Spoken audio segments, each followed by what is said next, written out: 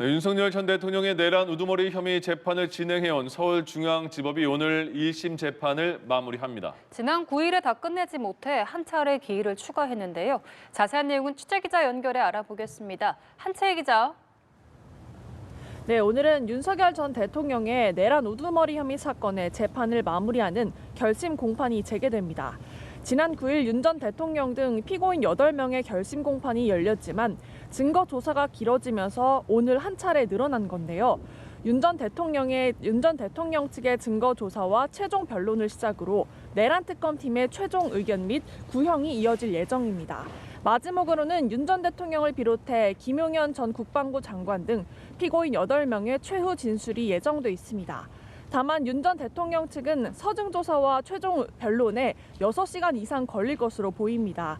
이 때문에 재판은 9시 반부터 일찍 시작되지만 특검의 구형은 오후에나 나올 전망입니다.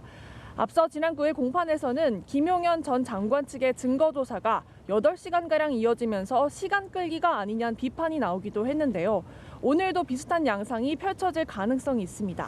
다만 재판부가 오늘 결심 공판 절차를 무조건 종료하겠다고 밝힌 만큼 오늘 재판이 모두 마무리될 것으로 전망됩니다. 네, 윤 전 대통령의 구형량이 관심인데요. 법정형 자체가 굉장히 무겁죠. 네, 그렇습니다. 형법상 내란 우두머리죄에 내릴 수 있는 형벌은 사형이나 무기징역, 무기금고 3가지뿐입니다. 다만 강제 노역이 부과되지 않는 무기금고는 선택지에서 제외됐습니다.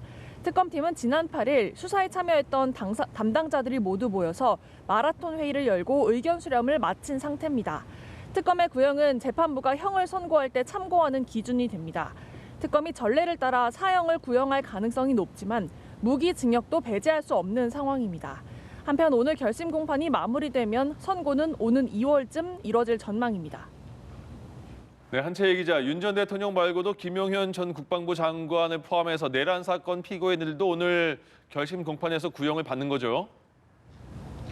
네, 그렇습니다. 윤 전 대통령을 비롯해 내란 중요 임무 종사 혐의로 함께 기소된 김용현 전 국방부 장관, 노상원 전 국군정보사령관, 조지호 전 경찰청장 그리고 김봉식 전 서울경찰청장 등의 결심도 함께 진행됩니다.